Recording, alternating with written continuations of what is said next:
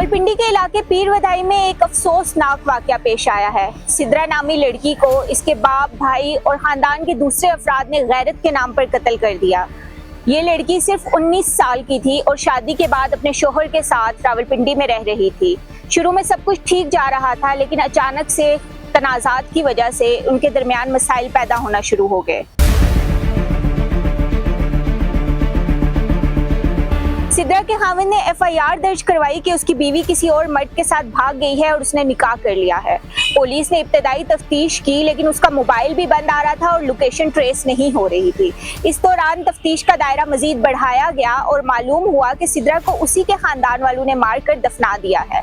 ये कत्ल एक मुकामी जिरगे के फैसले पर किया गया। इस जिरगे में सिद्रा के शोहर, बाप, भाई, चचा और मोहल्ले के कुछ और मर्द शामिल थे। जिरगे में कहा गया कि सिद्रा ने खानदान की इज्जत को नुकसान पहुंचाया है, इसीलिए इसे मार देना चाहिए।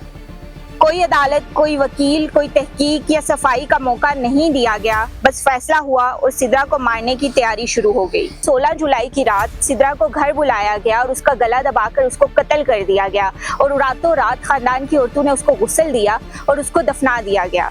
गोरकन को कहा गया कि 1 घंटे के अंदर अंदर कब्र खोदी जाए और उसकी कब्र बनाई गई, उसको दफना दिया गया और कब्र पर कोई निशानी तक नहीं रखी गई।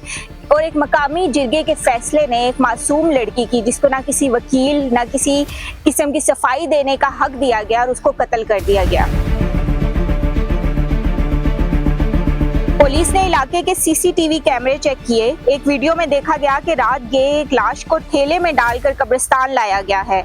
चंद अफराद इसे दफना कर वापस चले गए। यहीं से पुलिस को शक हुआ। फिर गोरकन, कब्रिस्तान कमेटी और दीगर अफराद से पूछताछ शुरू हुई। कुछ दिनों में सारा सच सामने आ गया। पुलिस ने सिद्रा के शोहर, बाप, भाई, चचा, कब्र खोदने वाले गोरकन और कब्रिस्तान के सेक्रेटरी समेत 8 अफराद को गिरफ्तार कर लिया है।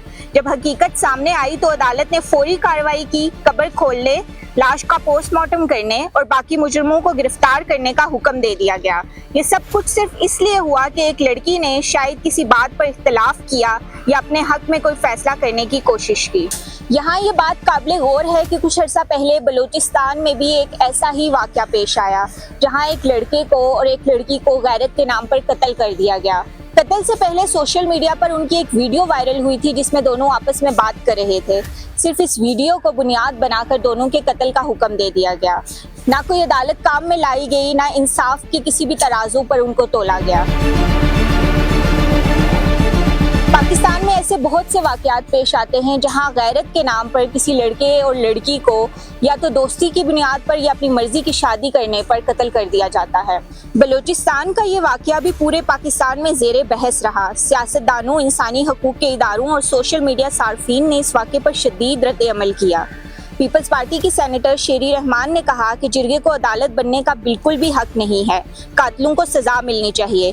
बलूचिस्तान में जो दिलखराश वाक़े का वीडियो सामने आया है, जिस तरह उस जिरगे ने जाके उसे बेईमाना कत्ल किया है, उसका हम सब का सर जो है शर्म से झुका हुआ है। कहा जाता है इज्जत और गैरत के नाम पे ये बेगैरती का कत्ल है। आपने किसी को नहीं छोड़ना है, सबको कैफरे किरदार तक पहुंचाना है। 11 लोगों पर FIR कट चुकी है। खवातीन कमीशन की सरबराह ने कहा कि ये कत्ल नहीं, ये बर्बरियत है। अब सवाल ये है कि क्या खानदान की इज्जत की जिम्मेदारी सिर्फ औरत की है? क्या मर्द पर यह जिम्मेदारी लागू नहीं होती? क्या मर्द को हर चीज़ की माफ़ी है और औरत के सवाल करने पर या अपने हक के लिए आवाज़ उठाने पर उसको कत्ल कर दिया जाएगा? सिद्रा को इंसाफ कब मिलेगा ये तो वक्त ही बताएगा, लेकिन अब अगर इस जुल्म पर खामोश रहा गया तो ये जुल्म मजीद बढ़ेगा।